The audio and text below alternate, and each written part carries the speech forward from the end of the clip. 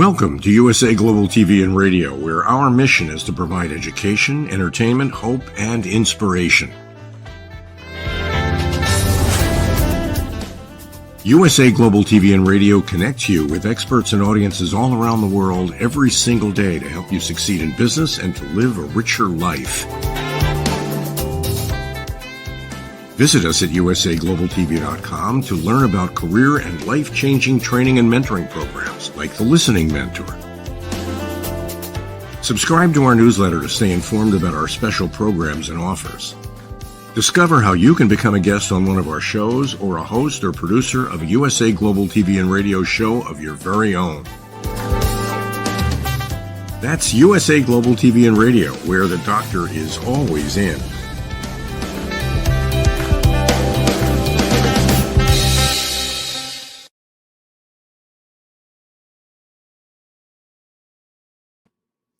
Hello and welcome to Intentional Productivity Tips. My name is Megan and I am your very favorite strategic productivity partner. And I am so glad that you are here to join me today.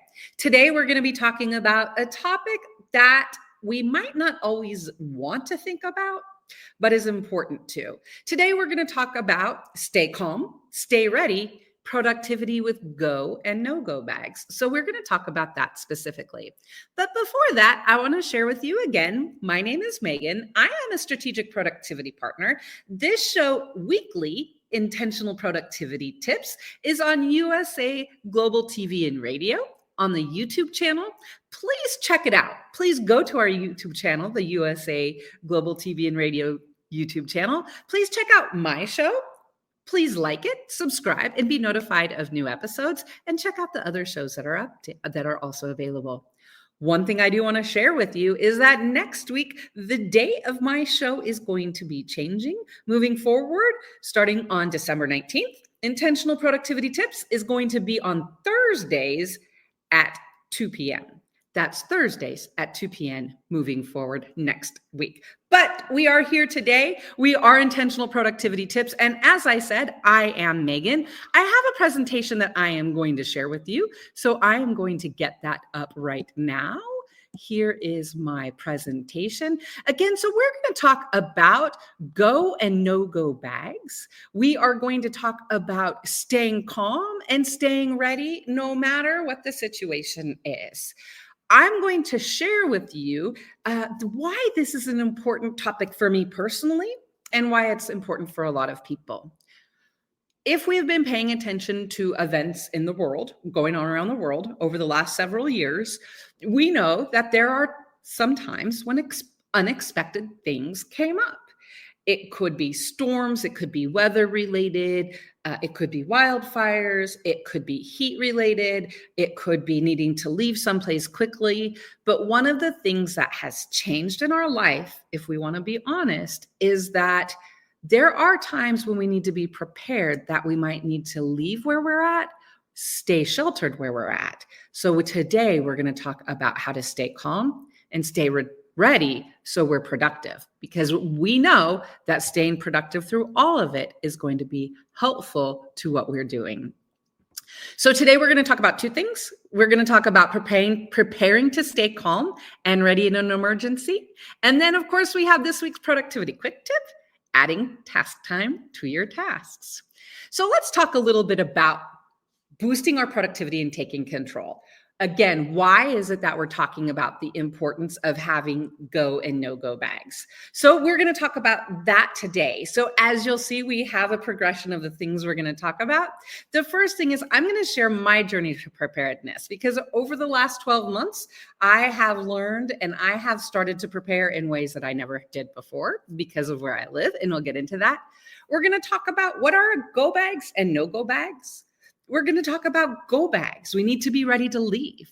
We're going to talk about no-go bags. We need to be prepared to stay put. We're also going to then make this specific for you, because as I mentioned, I'm going to share my journey and how it's become important to me. But we want to talk about problem solving for your location. What could happen? Maybe you could lose your electricity. Do you live on a high floor? Is there Do you know where your stairs are? Do you have an exit plan? Again, we want to problem solve for your location. Then we want to talk about your preparedness checklists. And of course, as every week, we want to make sure that you learn at least one valuable tip that you can take with you and boost your productivity so that you are in control of your time, you're in control of your actions and your response to any situation. Let's talk a little bit about my journey to preparedness. So a little bit of a visual representation that I think describes what I have been going through and what I've been experiencing. So I think I've mentioned this before, but I moved in September of 2023.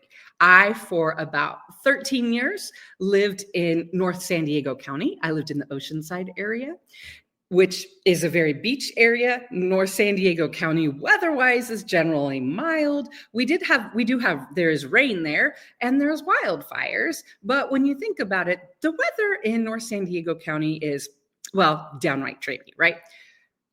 In September of 2023, I moved from North San Diego County way up Northern California. So I now live in Lake County. I live near Clear Lake in Kelseyville. And so as you can see, in my February week one in 2023, I was at the Oceanside Pier. I was at the Carlsbad Beach after I got my hair cut. That was a typical week for me in February of 2023. Now you'll notice in February of 2024, the reason I went with the first week here is because we had a huge storm on February 4th of 2024. So it was a 2424 storm, and it destroyed a lot of trees. A lot of power lines were down. There was a lot of damage. We didn't have electricity for a week. So you'll notice in my last year, you'll notice I was dealing with snow. I was dealing with the leftovers of a windstorm and snowstorm. It was mind-blowing to see how these trees literally just moved up. And you can also see here, even the deer were looking at what the heck is going on.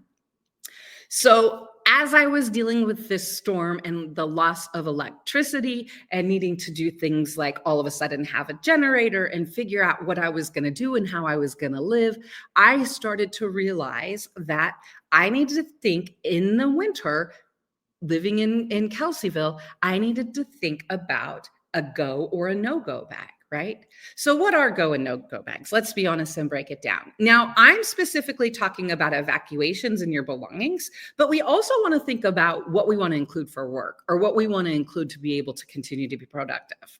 So a go bag is for a quick evacuation during emergencies. This could be a wildfire. A no-go bag is when you want to stay put during severe weather or road blockages. So the purpose is a go bag supports leaving and is quick. So you want a go bag to be smaller, but a no-go bag ensures you can stay in place comfortably and securely. And so the goal is to solve potential problems by preparing resources tailored to your living environment. So what I ask you right now is, it is December. We know that it is officially going to be winter next week, but we already know we've been experiencing winter-like weather. So the question is, with where you are right now, what might you need? Would you need maybe a go bag or a no-go bin? You will notice on this, I say no-go bin because the bin is heavier than the bag. Again, the goal for the go bag is for it to be quick. So we want to think a little bit about, let's talk specifically about the go bag first, then we're going to talk about the no-go bag. And I will be honest with you, again, something I learned living in Kelseyville is you have a go bag season and you have a no-go bag season. So go bag season is wildfire season, which starts in about April or May, and then it lasts until, well, this year it actually lasted until November. And so we had wildfire warnings until November. And we know, unfortunately, today in California, Malibu is suffering and experiencing wildfires. And so we want to be aware of the season and the things to be prepared for. Again, a go bag, your goal is to leave. It's to be ready to leave. So this is what I learned. I'm going to tell you again my process so you can think about your process. What I did is I took an account, I kind of took an inventory of where do I live? What are the situations around me? Again, I live on a 48-acre ranch right now. I'm staying on a 48-acre ranch that has a dirt road and is in the middle of a forest on the side of a tree, on the side of a hill. So there are definitely some interesting situations as I thought about for a go bag when I was mainly thinking about wildfires, I'll be honest with you, because there have been some up here and in again, wildfire season. So for my go bag, I had to think, okay, if I need to be ready to leave, what do I need? And then I also had to break it down a little bit further and say, okay, if I have to be ready to leave, what does that look like? And we know based on proximity, there's times when I might need to leave now. So what you'll notice here is I've divided my go bags into segments based on how much time I have to be able to get from where I am to my car. One thing I'm going to tell you, and I did learn this year, during go bag season, I actually have my go bags by the door. They are actually someplace where I could pick them up and take them if I need to. So the way I broke it down is into 3 time segments. A 15-minute go bag, which means one trip to the car, right? It's the most important things, my most important documents, maybe my laptop, I could grab it. If prescriptions, maps, again, those essential immediate items I'm going to need, because this is, again, less than 15 minutes. What is that quickest one bag that I could grab? I'll be honest, for me, it was in a backpack for the go bag, just because that was a little bit easier to maneuver and be able to pick up. Then, so again, thinking through yourself, I'm telling you my experience so you can start thinking for yourself. So again, for where I'm at on the side of a mountain, living on a dirt road, it's possible that there could be a fire or something in close proximity, so I need to go. So I've got my 15-minute bag. Then I have my 30 to 45-minute bag. And what that means is I'm going to be able to take a few more trips to the car. And so I have additional clothing, toiletries, personal comforts, small valuables, and again, between these two, you need to make some decisions, but it's important to identify what is the one thing I would grab, or if I have a little bit more time. And I'll tell you, my 30 to 45-minute bag includes, so I have my backpack, that's my 15-minute bag. I have a duffel bag, that's my 30 to 45-minute bag. So I can grab both of those, again, in 1 or 2 trips to the car, just starting to think through. Then I also, because there were several times this season this last season, during fire season, where there were fires that were not close to me, but within every area, there's evacuation zones. And so I learned the evacuation zones for Kelseyville. And I began to realize for myself that, okay, I'm going to have a 2 zone away. So if a fire is a zone or 2 zones from me, then I'm going to start loading my car. And again, I have more time. So this is when evacuation is a possibility, but not immediate. This is where I might add more food, more water, more clothes, photo albums, extra clothing, camping gear. Again, I've got more time, so I can add additional items. So the thought process is to think of how long do I have to get out and what is it that I need. Now, again, because I live in the middle of nowhere, I realize that sometimes, I have Zoom calls. So from my shoulders up, I always look presentable. But for those of us that work at home, we all know that I might be wearing pajama bottoms or shorts. And so one of the things I realize is I need to have a car bag, because I know that I might not always be wearing something that I want to be seen out in public, and I don't want to waste time having to look for it. And so what I do is I now have a car bag that has an outfit, toothbrush, toothpaste, brush, just a very few things in it, so that if I need to leave quick, I don't have to worry about what I'm wearing. I can just get in my car and then I can change a little bit later, and maybe even. So the whole goal of a go bag, and my purpose in this conversation has just been getting you to think about, if you need to leave, what is it that you need to take, and is it something that is accessible? Again, for me, living where I live, it's very clear that there's a fire season, so I know what that looks like. If I didn't necessarily know what that would look like, I again would just start to think, what would be the things I would want to grab? What do I want to be prepared? How can I be ready to leave? So that we are able to not focus on that if an emergency comes, right? We know if there's an emergency, we know our minds are going to be wandering. We know there's going to be so much going on. So my goal is to say, how can we limit some of that thought process? How can we give you a ability to be in control of that process a little bit more? So I have some tips for you that I learned about if you need to be ready to leave.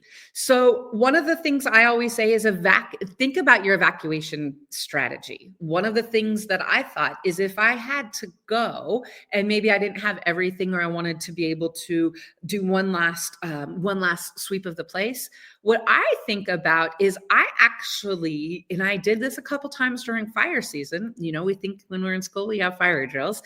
So I mentally prepared. If I need to evacuate, I'm going to start at the front door and I'm going to picture what would I need to get in the front room? What would I need to get in the bathroom? What would I need to get in the bedroom, right? I would think of the path that I would take so that I could go through and pick anything up. So evacuation packing strategy, and also just a strategy to be thinking about things you might want to look for.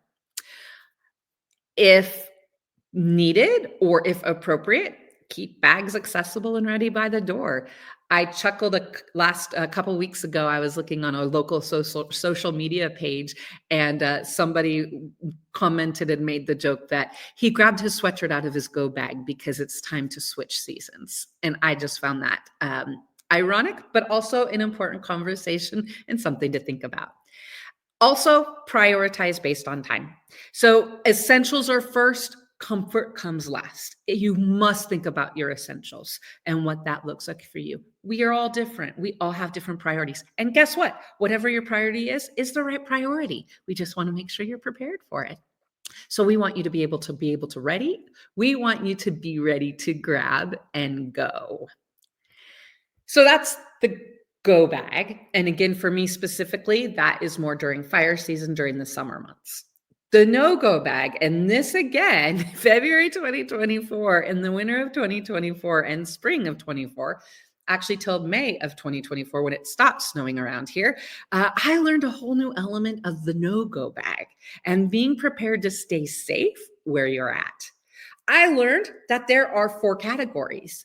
There's basic needs, there's comfort and warmth, there's power and light, and there's entertainment.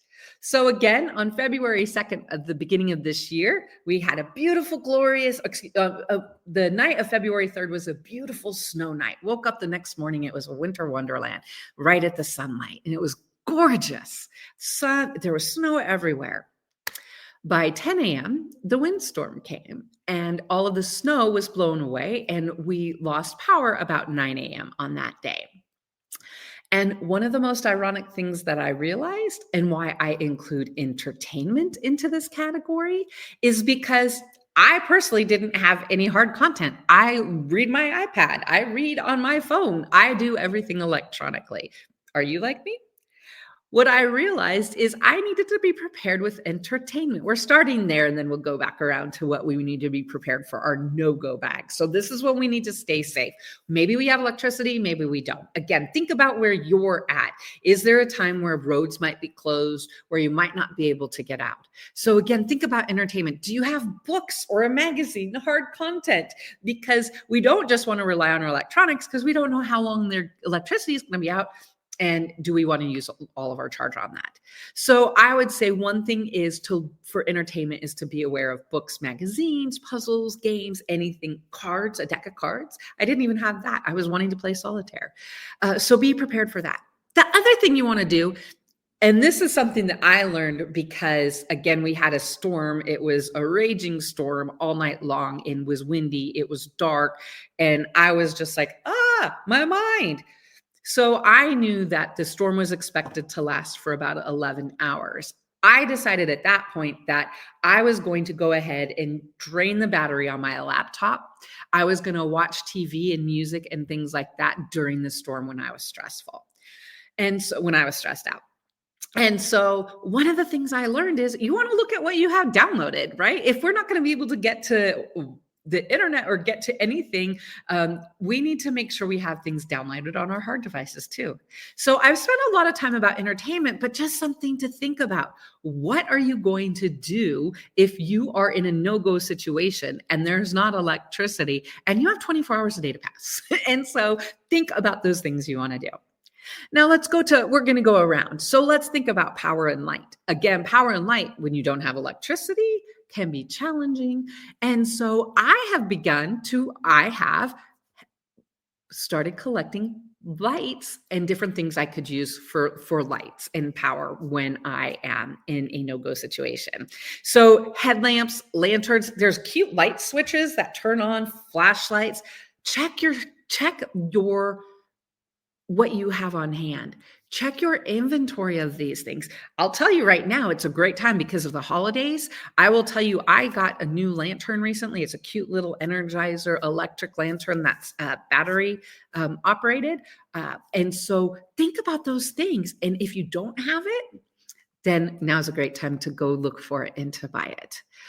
Now you can also see why my no-go bag is actually a bin, because it's going to have things like batteries, also chargers. And then after you have chargers, you need more chargers, and generator fuel. I was able to, and I lived using a generator last winter for several instances when the electricity was out. And so one of the things I learned is, when I looked at during the winter, when I look at the weather forecast, if it looks like a storm's coming in, I make sure that I have my 5-gallon tanks of fuel are filled. So I laughed and I felt like a person that had truly moved up to the mountains one day when I was like, oh, I'll just get 2 5-gallon, 5 gallons of gas. So I've got 10 gallons and I'm good if we storm this weekend. I felt very proud of myself. I'm not going to lie. So that's why I'm saying to think to yourself, what is it that you need for power and light? Is it a generator? Is it chargers? You can never have too many cell phone chargers, too many device chargers, too many chargers. Let's be honest with that. Because right now we know everything relies on chargers. My headlamps needed to be charged. So when you think about it, again, you want to ask yourself, what will give me power and light? And do I have it or do I need to get it? Your basic needs is one of the first places you want to start, right? Because you want to make sure you have things like food, do you have water, do you have cooking supplies and fuel? You want to ask yourself and identify, am I going to be able to cook? Okay, if I can cook, do I have enough food if I'm going to be in for a few days? If I can't cook, do I have enough food so that I could be in? I stocked up and I learned about whether it be beef sticks or peanut butter and bread and things like that. Granola bars, cereal, dry cereal, things that you could eat if you're going to lose power for a few days. So your basic needs. Also, it is so essential when it comes to basic needs. Make sure you have extra toilet paper, paper towels, and hygiene supplies, because you might not be able to get out. So if you're down to your last roll of toilet paper, that could be a real challenge and add additional stress you don't want. So if you're in no-go bag season, you want to start to ask yourself. A couple of weeks ago, here up in Kelseyville, we lost our power. It was a Friday. It was out from about 9 a.m. till about 7 p.m.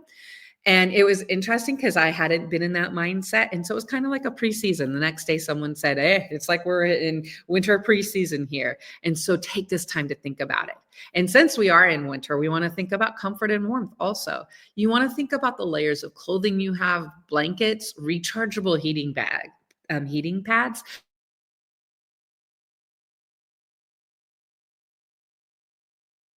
neck heat wrap, a cordless back wrap. And then I also buy some of those, just some of the thermo, whatever. Again, it's anything to bring heat. I have hand warmers and gloves. I have foot warmers. There are so many things you can get. So you just want to ask yourself, what do you need for comfort and warmth? So for your no-go bag season, you want to ask yourself, what is it that I am going to need to stay put, and how can I be comfortable? And I will tell you, for the very first time, I actually slept with a beanie last year when the electricity was out. That kind of felt like Santa Claus with a kerchief up on my hat. Now that we've talked a little bit about the go and the no-go bag, Again, it's important to problem solve for your location. I've walked you through what I learned from when I moved from North San Diego County to Lake County in Kelseyville. For me, it was a switch from the beach to snow. And so I am sharing things that I needed specifically. But now it's your turn. What is it that you need to problem solve for your location? Assess your risks. Is it maybe fire zones, remote living conditions, snow and winter weather? Maybe you live on a high floor. Maybe you live in an area that's prone to power outages. We don't always know what's going to come up. We don't know what's going to happen, but the more we try and problem solve and think, it can ask. So, questions you want to ask yourself: how long might I need to stay or be prepared to leave? I have a 5-day window now. And so during stay season, I am prepared for 5 days because I know that could happen. Do you know the routes to safety? Even on foot. Another thing I learned, paper maps. So it took me back to when we used to have to map quest things, but I printed out paper maps to get to different places if I needed to walk. And then what specific resources do you need? Is there any specific tools, power, medication? Is there something, maybe are you a diabetic and you're insulin dependent? Do you need insulin supplies? What is it that you need for you? Do you need an extra inhaler? For those of us that work from home, do we have a laptop or do we have a way from whatever our phone or device, maybe even to communicate with people or make sure people are aware? So the goal is, and this conversation is about how can you problem solve for your location, for your specific example and situation. We want you to be prepared. So I've got an your preparedness checklist, and you'll notice there's two. There's your go checklist, which again has things like your documents, your ID, insurance information, emergency contacts, essentials, waters, electronics, personal items. Your preparedness checklist for your emergency go are those types of things. Your emergency preparedness for your no-go checklist, again, is a little bit different. Food and water, power, a generator, flashlights, headlamps, batteries. Do you have things to keep you warm? Do you have enough blankets, socks, gloves? I will tell you, I probably during the 7 days we were without electricity, I had many different pairs of gloves and was keeping my hands warm. Again, entertainment, books, puzzles, games. Think about what is on your preparedness checklist based on the situation you're preparing for. One of the things that I have done, and for those of you who know me, you know I'm a spreadsheet gal. I really am. I have an example of a spreadsheet I put together that goes through and is a checklist of emergency plans and communication. So I've started to think about my communication plans. Who do I need to contact? Last winter, fortunately, I was able to get to a place and text my clients and let them know that I wouldn't be able to meet, but it's important you have the ability to do that. Also, look at local resources. I learned an amazing amount of resources that are available. There's actually a place close in Kelseyville that when during winter storms, they bring in showers, they had warming rooms. We know that during the heat, there's cooling centers. So again, identify what are the resources around you. Are there places that provide food or food options? Just note, what are local health facilities? Is there a store, for example, Kelseyville Lumber in Kelseyville? I'm going to give them a lot of credit right now. They are open no matter what, as long as someone can get there. And so it's identifying where are those places you can get to. And so again, this is pre-emergency actions. What do you do before the storm? What do you do after? So just again, thinking about what is it that you're doing to be prepared. So key takeaways and lessons we want to learn today. No matter the situation, always remember, 1, be proactive. Identify challenges specific to your environment. 2, think critically. Walk through potential scenarios and prepare accordingly. Stay balanced. We know preparedness is about being ready and not living in fear. And so that's one reason that I do keep my go bags during the summer and during wildfire season. I keep my go bags near the door because that helps me stay balanced and prepared. And the most important thing, trust your guts. You've developed your instincts throughout your life, and it is time to believe in them. I 100% believe in this, and especially in natural disasters. Last week, we had an earthquake that was a 7.0. It reminded me of a previous earthquake I was in like that in college. I was in the October 17th, 1989, aging myself, college earthquake. And during that earthquake, I realized when the rubber meets the road, my instincts, and I'm going to know what to do. And so we want to all be in a situation where we can say that. So the goal of today has been to prepare and plan for your preparedness journey. So we want to think about, what is your journey? What are your go and no-go bags? Are you ready? Are you ready to leave and to stay? Have you problem solved for your location? How is your preparedness checklist? Again, my goal is that you always learn at least one lesson that you can take with you. Okay, so we've talked about go bags and no-go bags enough today, I think. I think you definitely have a plan of how you're going to move forward. Let's talk about this week's productivity quick tip. It is to take control of your time by adding time estimates to your tasks. It's back. I'm going to talk about this quick tip a lot because it's impactful and is a great way to make a difference to your time expectations. So add time to tasks. Why? I've had clients whenever I say, okay, if you're going to add a task to a to-do list, next to it, add a time estimation. And I've had client after client, Megan, I can't do that. It takes too much work. And I get that. And I also say it takes work, but it's worth it. This effort is worth it. Sometimes effort is not worth it, but in this case, so it helps you set daily realistic expectations. Productivity is more than just checking off tasks. It's about managing your time. It's about setting expectations for yourself and others. It's adjusting your expectations, and it's being intentional with your task time so that you can realistically determine what you can accomplish. We all know that we can't finish everything in a day, right? There are some jobs where people finish everything in a day. There are some jobs where you might finish everything at the end of a year or a semester or something like that. And in each of those cases, that's great. And there are some jobs where we're just not going to be done. When you think about it realistically, there's always something to do. So we want to then say, okay, what am I going to do with today? How long am I going to spend today? So we want to set realistic expectations for your day. And what we want to do is identify, do we have more tasks than time?